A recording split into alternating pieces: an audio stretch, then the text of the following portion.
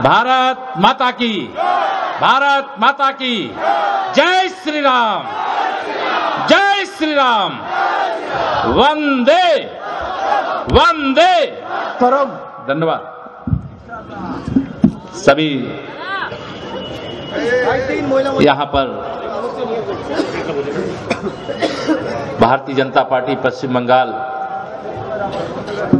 के प्रदेश अध्यक्ष आदरणीय श्री दिलीप घोष जी, जिनको अभी आपने सुना है, पूरी बातें बंगला में मैं समझ नहीं पाया हूं, लेकिन काफी सब समझ गया हूं एक सन से मैं। हमारे राष्ट्रीय सचिव भारतीय जनता पार्टी के आदरणीय राहुल सिन्हा जी, इस जिले के सम्मानित अध्यक्ष आदरणीय श्री अनुपम मलिक जी, मंच पर हमारे श्री राजीव भौमिक जी, जॉय बनर्जी जी, देवांजल चटर्जी जी, अजय अग्निहोत्री जी, अरशद आलम जी, भवानी राय जी, हमारे मंडल अध्यक्षगण भी यहाँ पर हैं, संतोष जी और मनोज दास जी, अजय मंडल जी, समीर जी, अश रंजन घोष जी, और मंच पर भी जो हैं और सामने भी जो मेरे सभी पिता समान बड़े बुजुर्गों, मेरे काले वाले वाले नौजवान दोस्तों, जो संघर्ष के लिए मैं देख रहा हूं विपरीत परिस्थिति में किस प्रकार से आप सब आगे बढ़े हैं, मेरी माताएं, मेरी बहनें, मेरे पत्रकार मित्रों, मैं आज इस धरती पर जब आया तो सबसे पहले इस धरती को प्रणाम किया। इसलिए प्रणाम किया कि यह धरती ऐसी धरती है, जब हम आजादी के पहले की ओर जाते हैं, या हम परम रामकृष्ण परमहंस जी से शुरू करते हैं, स्वामी विवेकानंद जी से शुरू करते हैं, तो नेताजी सुभाष चंद्र बोस तक आते हैं, तो कैसे एक रास्ता, कैसे एकजुटता। नेताजी सुभाष चंद्र बोस जी ने क्या कहा था कि तुम मुझे खून दो, मैं तुम्हें आजादी दूंगा। और मैं आप सबको उत्तर प्रदेश की 23 करोड़ जनता की ओर से आप सबका वंदन अभिनंदन करते हुए कहने आया हूं, जरा आप कमल का फूल खिला करके दीजिए, हम यहाँ पे लक्ष्मी मैया को सीधे भिजवाने का काम करेंगे, यहाँ विकास की गंगा बहाने का काम करेंगे। और जो मेरे पास समाचार है, उससे मैं आज इस सभा के माध्यम से कह करके जा सकता हूं कि 2019 के लोकसभा चुनाव में भारतीय जनता पार्टी के 40 कमल खिलेंगे और ममता दीदी 2 पर सिमट करके रह जाएंगी। इस प्रकार का वातावरण, इस प्रकार की स्थिति यह क्यों है? जो चुनौतियां, जिस प्रकार की परिस्थितियों का सामना करते हुए आप सब संघर्ष कर रहे हैं, माननीय नरेंद्र मोदी जी की सभा में जिस प्रकार से जनसागर उमड़ा पश्चिम बंगाल की धरती पर, मैं तो आया हूं उप मुख्यमंत्री के नाते उत्तर प्रदेश से, लेकिन इसके पहले आपके बीच में नहीं आया था, लेकिन इतनी भारी संख्या में आप सबका आगमन यह संदेश दे रहा है कि पश्चिम बंगाल में कमल खिलने जा रहा है, ममता दीदी का घमंड चूर चूर होने जा रहा है। इस धरती से हमें बड़ा प्रेम, हम भारत की एकता और अखंडता के प्रतीक पश्चिम बंगाल को मानते हैं। हम डॉक्टर श्यामा प्रसाद मुखर्जी जी, जब भी हमारा कोई कार्यक्रम होता है तो सबसे पहले हम उनको नमन करते हैं। और अगर पश्चिम बंगाल का लाल यहां से चल करके कश्मीर में जाता है कि एक देश में 2 निशान, 2 प्रधान, 2 विधान नहीं चलेंगे, तो पश्चिम बंगाल के डॉक्टर श्यामा प्रसाद मुखर्जी जी को जाने की क्या आवश्यकता थी? हम इस देश में कैसा स्वरूप खड़ा करना चाहते हैं? नेताजी सुभाष चंद्र बोस जी की चर्चा तो सब जानती, दुनिया जानती है, देश ही नहीं जानता। मैं भारतीय जनता पार्टी के कार्य में आने से पहले विश्व हिंदू परिषद का काम देखता था। मैं अपने उन कोठारी बंधुओं को, इसी कलकत्ता से गए थे, अयोध्या के अंदर गए थे, जब श्री राम जन्मभूमि पर मंदिर निर्माण करने के लिए कार सेवा चल रही थी, वह दोनों भाई वहां पर बलिदान दे करके आए हैं। और मैं यहां कह करके जा रहा हूं, उत्तर केंद्र में मोदी जी की और प्रदेश में योगी जी की अगुवाई वाली सरकार कोठारी बंधुओं के बलिदान को व्यर्थ नहीं जाने देगी, यह मैं आश्वासन यहां पर दे करके जा रहा हूं। जिस प्रकार से पश्चिम बंगाल के अंदर अराजकता का माहौल है, आपातकाल जैसी स्थिति है, विश्व की सबसे बड़ी पार्टी भारतीय जनता पार्टी के राष्ट्रीय अध्यक्ष का आप हेलीकॉप्टर नहीं उतरने दोगे? देश की सबसे बड़ी आबादी वाले राज्य उत्तर प्रदेश के मुख्यमंत्री अगर पश्चिम बंगाल में आकर के सभा संबोधित करना चाहेंगे तो आप उनकी सभा को करने की अनुमति उनका हेलीकॉप्टर नहीं उतरने दोगी? या जान लो ममता दीदी, हम सब कार सेवक हैं और कार सेवक अगर आकाश मार्ग से नहीं आता, जल मार्ग से नहीं आता, सड़क मार्ग से भी चल करके पहुंचना जानता है। अब योगी जी आए, रोक नहीं पाएंगी आप। परिवर्तन की लहर चल रही, इस परिवर्तन के साक्षी आप सब बनेंगे और मुझे पूरा विश्वास है 2019 में भी कमल खिलेगा।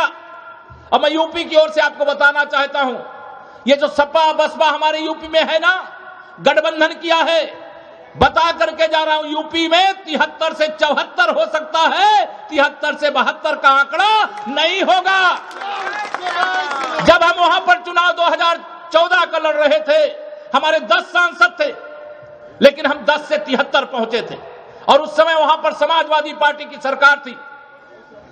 और जब 2014 के चुनाव हुए तो हम 73 सांसद जिताए। जब 2017 का विधानसभा चुनाव हुआ, हमारे 42 विधायक थे, लेकिन उस विधानसभा के चुनाव में जैसा जोश आपके अंदर है, ऐसा जोश मैं प्रदेश अध्यक्ष के नाते उत्तर प्रदेश के कार्यकर्ताओं के अंदर देखता था। और उस जोश का परिणाम यह हुआ कि हम 14 भी जीते और 17 में 342 विधायक से 325 विधायक हमारे जीत करके गए और प्रचंड बहुमत की सरकार इस समय उत्तर प्रदेश के अंदर पूरे दमखम के साथ चल रही है। इससे मैं कह सकता हूं 19 में आप कमल खिला करके माननीय नरेंद्र मोदी जी के नेतृत्व में दूसरी पारी शुरू करने का काम करिए। और 19 में माननीय मोदी जी की दूसरी पारी शुरू होने का मतलब है 21 में पश्चिम बंगाल के अंदर कमल खिलने से कोई रोक नहीं पाएगा। यहां पे भारतीय जनता पार्टी की सरकार बनेगी। और एक कार्यकर्ता मित्रों में और कह करके यहां जाऊंगा, जब भाजपा की सरकार होती है ना, तो उस समय यह ध्यान रखना, बहुत सारे इस समय उत्पीड़न करने वाले होंगे। मैं सुनता हूं जब कोई सभा होती है तो तृणमूल कांग्रेस के गुंडे आते हैं, हमारे कार्यकर्ताओं के साथ मारपीट करते हैं। पंचायत के चुनाव होते हैं तो उसमें एकदम आतंक का वातावरण पैदा करने का काम करते हैं, हमारी सभाओं में व्यवधान डालने का काम करते हैं। ऐसे लोगों की सूची बना करके रखिएगा, चाहे वह तृणमूल कांग्रेस का गुंडा अपराधी हो और चाहे कोई अधिकारी और कर्मचारी हो। जब भाजपा की सरकार आएगी तो दहशतगर्दी नहीं रहेगी, अमन चैन का शासन होगा, जेल के अंदर गुंडे अपराधी होंगे, ऐसा सख्त प्रशासन होगा। यह भारतीय जनता पार्टी की सरकार आने के बाद, या एक लक्ष्य लेकर के आप जाइए। 2019 का चुनाव बहुत हमारे यहां उत्तर प्रदेश कोई नहीं मान रहा था कि 325 विधायक और भारतीय जनता पार्टी गठबंधन के जीत करके आएंगे और सरकार बनेगी। अगर उत्तर प्रदेश के अंदर 325 विधायक जीत सकते हैं, 73 सांसद जीत सकते हैं, तो मेरा पूरा भरोसा विश्वास है हम भेदभाव नहीं करते।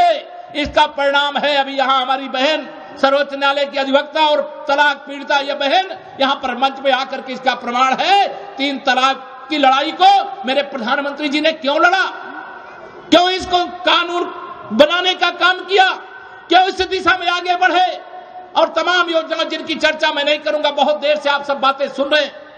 एक बात आप सबसे जरूर कहना चाहूंगा कि यहां पर दीदी ममता की सरकार में अभी पिछले दिनों सीबीआई के अधिकारी आए, इसमें से कितने लोग मैं नहीं जानता हूं, इनका जो चिटफंड घोटाला है 20,000 करोड़ से अधिक का घोटाला है, उसकी जांच सर्वोच्च न्यायालय के आदेश से चल रही है और सर्वोच्च न्यायालय के आदेश से जांच चल रही है। यहां के पुलिस कमिश्नर से सीबीआई के अफसर पूछताछ करने के लिए जाना चाहते हैं और ममता दीदी क्यों धरने पर बैठ गई, मेरे समझ में नहीं आई बात। भारतवर्ष के इतिहास में कोई मुख्यमंत्री किसी भ्रष्टाचारी अधिकारी को बचाने के लिए अगर धरने पर बैठा होगा तो वह एक नाम होगा स्वतंत्र भारत के इतिहास में, वह नाम होगा ममता बनर्जी जी का। यह नाम क्यों दर्ज कराने का काम किया? क्या संदेश देना चाहती हैं कि जिन लोगों ने गरीबों का पैसा लूटा है, जिन लोगों ने भ्रष्टाचार किया है, जिन लोगों ने बेईमानी किया है, उनके खिलाफ कार्रवाई नहीं होनी चाहिए?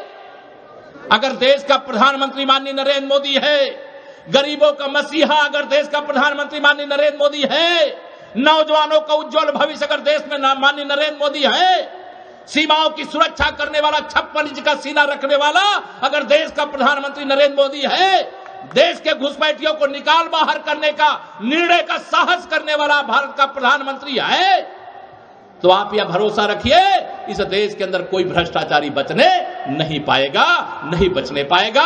ममता दीदी आप नहीं बचा पाओगी, नहीं बचा पाओगी, क्योंकि भ्रष्टाचार किसका अधिकार लूटा गया है?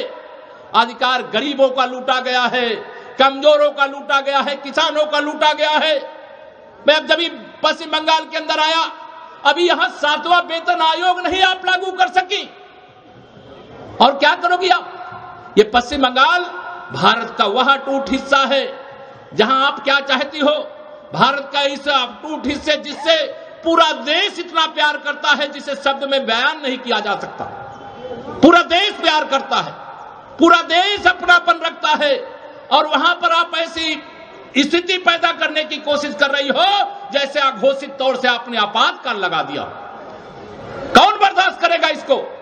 मैं पश्चिम बंगाल के भारतीय जनता पार्टी के कार्यकर्ताओं, यहां के मतदाताओं, यहां के किसानों, यहां के गरीबों, यहां के व्यापारियों सबका आह्वान करना चाहता हूं, उठो जागो आगे बढ़ो, और स्वामी विवेकानंद जी के उस शब्द को याद करके उठो जागो आगे बढ़ो, और जब तक ममता बनर्जी जी की सरकार को उखाड़ नहीं फेंकते हो, चैन से मत बैठो, मत बैठो, मत बैठो। इस संकल्प को लेकर के आगे बढ़ने का काम करिए। और मुझे पूरा विश्वास है जिस प्रकार के समाचार हम सब लोगों के पास, ये नहीं कि आप पश्चिम बंगाल में हैं तो आप ही के पास ये समाचार है, इस समय पूरे देश में भाजपा की जय जयकार हो रही है। क्यों हो रही है? क्योंकि आप तमाम विपरीत परिस्थितियों में संघर्ष करते हुए जो आज मुकाबला कर रहे हो, वह मुकाबला आपका किसी से छिपा नहीं है। साथियों, मुझे यह मालूम है माननीय प्रधानमंत्री श्री नरेंद्र मोदी जी आए, बिना बुलाए इतनी भारी संख्या में जनसैलाब उमड़ पड़ा कि ममता दीदी की रात की नींद गायब हो गई। रात की नींद गायब हो गई। उनको लगा कि अगर मोदी जी की सभा में बिना बुलाए 5 लाख, 7 लाख, 8 लाख लोग आते हैं, मोदी जी के प्रति तो यह देश दीवाना है। इसे यह भी मैं कह करके जाऊंगा मेरे साथियों, मोदी जी कोई साधारण व्यक्ति नहीं है। उनके बारे में एक लाइन कहा करता हूं कि विश्वास करो तुम मोदी पर, यह नवयुग का निर्माता है। ऐसा नेता इस धरती पर एक बार ही आता है, एक बार ही आता है, और वह कुछ अपने लिए करने के लिए नहीं आया।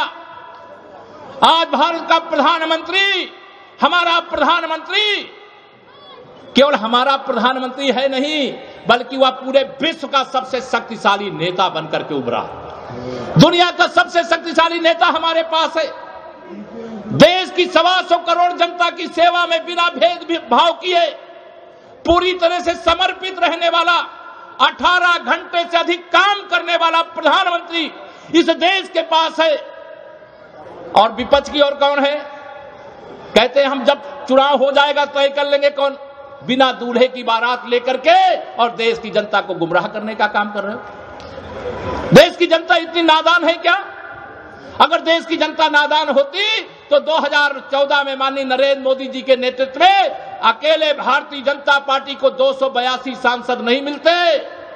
अगर 282 सांसद देश की जनता ने जिता करके माननीय मोदी जी को पूर्ण बहुमत की सरकार देने का काम किया, और जो हमारे गठबंधन के साथी उनके साथ हम 334 की संख्या को पूरा करके देश में एक ऐसी मजबूत सरकार चला रहे हैं, कड़े से कड़े, बड़े से बड़े फैसले ले रहे हैं, देश के हित में ले रहे हैं, गरीब के हित में ले रहे हैं, किसान के हित में ले रहे हैं, नौजवान के हित में ले रहे हैं। कौन ऐसा प्रधानमंत्री होगा इस देश की गरीब माताओं बहनों को प्रधानमंत्री उज्ज्वला योजना के माध्यम से 6 करोड़ निःशुल्क गैस का कनेक्शन क्यों दिया उन्होंने? वह भी गरीब मां बाप के बेटे थे, और जब गरीबी के कारण उन्हें अपना बचपन याद आया कि जब मैं छोटा था मेरी गरीब मां अपने घर में गैस पे रोटी नहीं बनाती थी, चाय नहीं बनाती थी, तो वह गरीबी के कारण, और अगर आज मैं प्रधानमंत्री बना हूं तो इस देश की हर गरीब मां की सेवा में सरकार की योजनाओं को समर्पित करना मेरी जिम्मेदारी है। और इसलिए उन्होंने देश के अमीरों से अपील की कि जरा अमीर आदमी हो, गैस में जो सब्सिडी लेते हो उसको छोड़ो, मेरे गरीबों के लिए दे दो, और जो बेईमानी हो रही थी उसको रोका। और वह इसलिए दिया कि उनको मालूम था गरीबी के कारण जो कष्ट उनकी मां ने सहा था, वो नहीं चाहते थे देश की कोई गरीब मां बहन वह कष्ट इस देश में सहे, इसलिए 6 करोड़ गैस के निःशुल्क कनेक्शन दे दिए। किसानों के बारे में अभी बजट आया और उस बजट के अंदर 6,000 रुपए एक वर्ष में हर किसान को, किसी राज्य सरकार के भरोसे किसानों को नहीं छोड़ा। भारत सरकार सीधे 2-2 हजार रुपए के 3 किस्तों में देश के हर किसान को पैसा देने का। मैं नहीं जानता यहां आयुष्मान भारत योजना लागू हुई कि नहीं लागू हुई? आयुष्मान नहीं लागू। हमारी उत्तर प्रदेश में सरकार है, माननीय नरेंद्र मोदी जी ने कहा कि इस देश के अंदर जो मेरे गरीब हैं, अपना इलाज कराना है, पैसा उनके पास नहीं होता तो अपने पास खेत होता है, घर होता है, वो बेचते हैं, जेवर बेचते हैं, कर्ज लेते हैं, तब इलाज कराते हैं। मोदी जी ने हर गरीब को 5 लाख रुपए तक का इलाज कराने की सुविधा केंद्र सरकार के माध्यम से शुरू की। मुझे पता चला कि ममता दीदी ने वह आयुष्मान भारत योजना, गरीबों को इलाज देने वाली सुविधा भी इस प्रदेश के अंदर चालू नहीं की। क्या करोगी दीदी आप? यह चरित्र है आपका। पश्चिम बंगाल की जनता ने इसलिए आपको सत्ता में बैठाया था कि यहां की जनता की जो जरूरत है उस जरूरत को आप भूल जाओ। लेकिन यह कभी इनको मुझे भी यह ध्यान में आ रहा है, आपको भी ध्यान में आया होगा, लगातार सत्ता में रहने के बाद उन्हें स्वप्न आने लगे हैं, जो एक मुंगेरी लाल के स्वप्न आप लोग देखें, धारावाहिक की नहीं देखे मैं नहीं जानता, एक धारावाहिक में मुंगेरी लाल के सपने आते थे, प्रधानमंत्री बनने के सपने आते थे। पश्चिम बंगाल में आपका जो हाल है वह पश्चिम बंगाल की जनता जानती है। उत्तर प्रदेश के अंदर उनको लग रहा था कि सपा बसपा का गठबंधन हो गया है, भाजपा को रोक लेगी।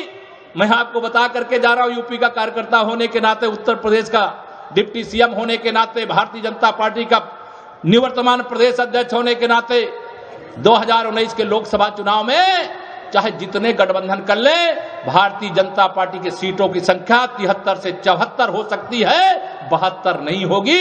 इतने सांसद हम उत्तर प्रदेश से जिता करके देने वाले हैं। ये प्रदेश की जनता, देश की जनता इसी प्रकार से मोदी जी के साथ खड़ी है।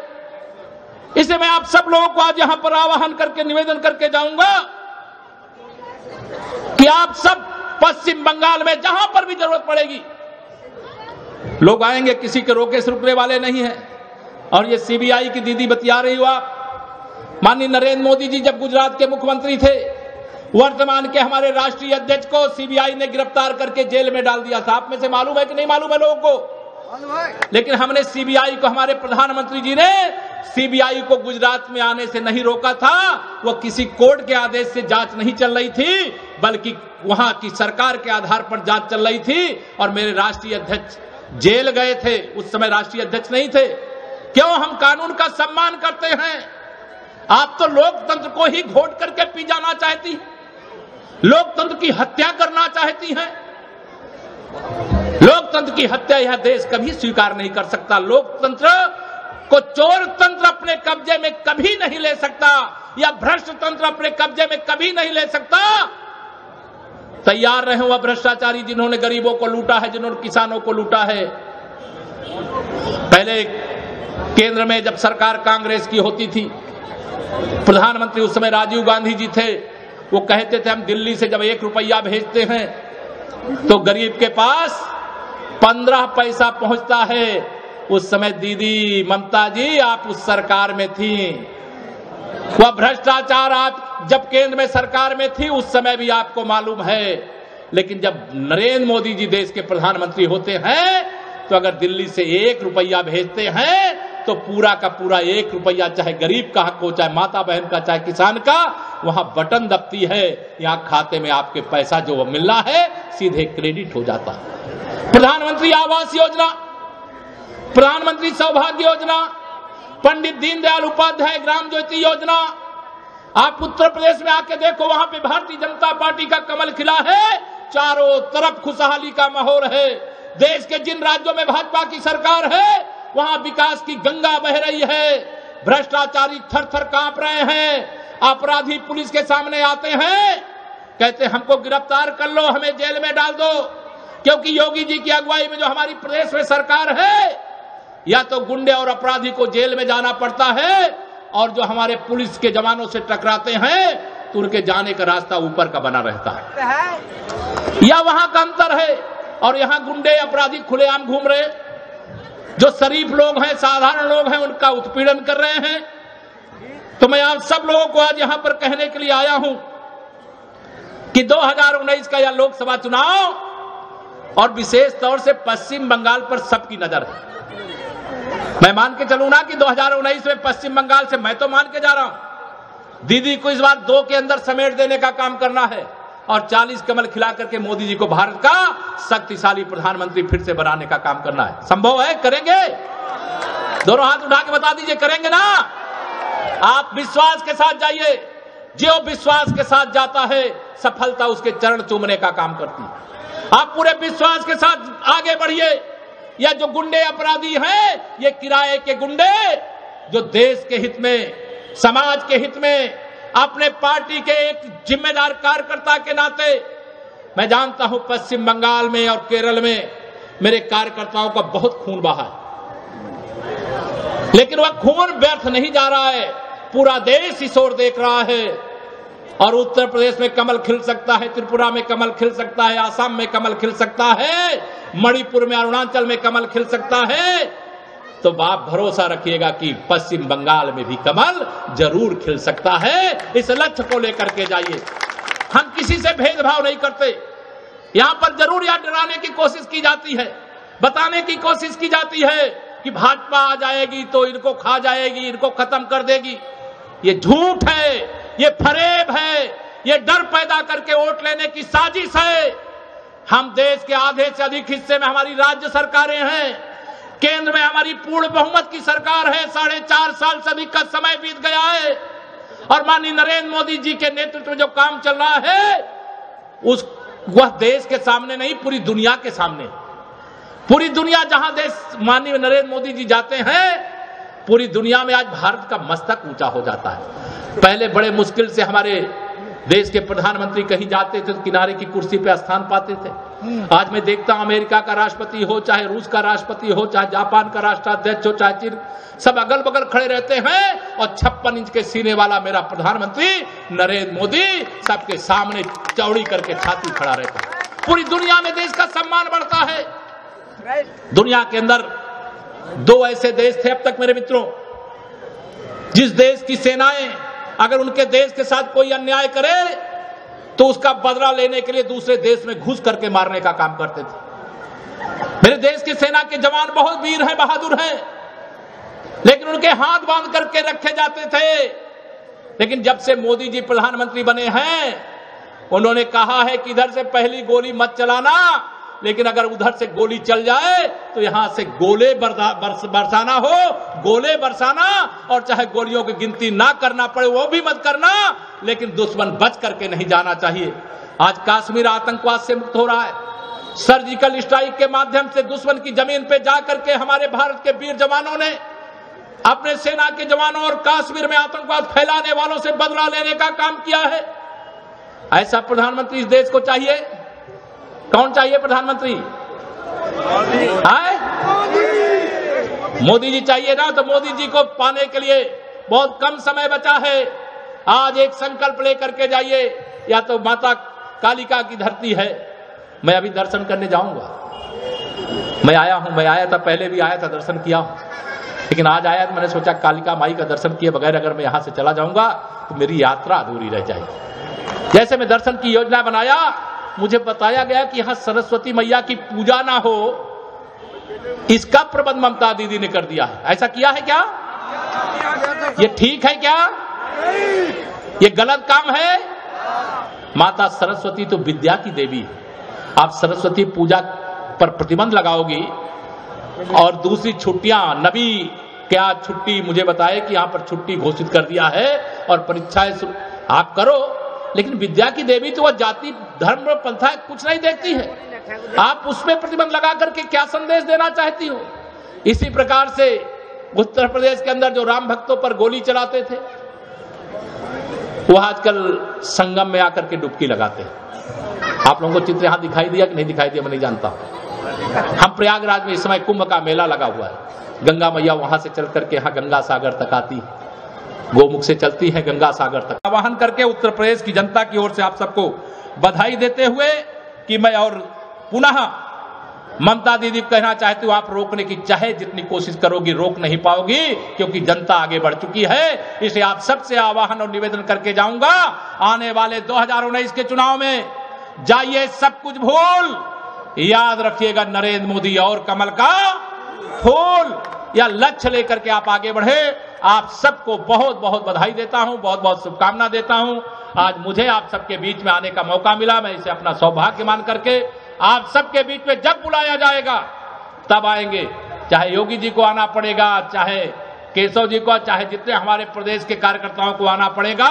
उत्तर प्रदेश की 23 करोड़ जनता पश्चिम बंगाल की 9.5 करोड़ जनता के साथ खड़ी है। हम पश्चिम बंगाल को भी, जिस प्रकार से यूपी आगे बढ़ रहा है, जिस प्रकार से देश आगे बढ़ रहा है, उसी प्रकार से पश्चिम बंगाल को भी आगे बढ़ते देखना चाहते हैं। इसमें आप सबको आश्वासन देते हुए 2019 के चुनाव में कमल खिलाने की अपील करते हुए और ममता दीदी के घमंड को चूर चूर करने का संकल्प लेकर के आगे बढ़े, यही आह्वान करके अपनी वाणी को देता हूं विराम। बोलिए जय श्री राम, जय श्री राम, बहुत बहुत धन्यवाद।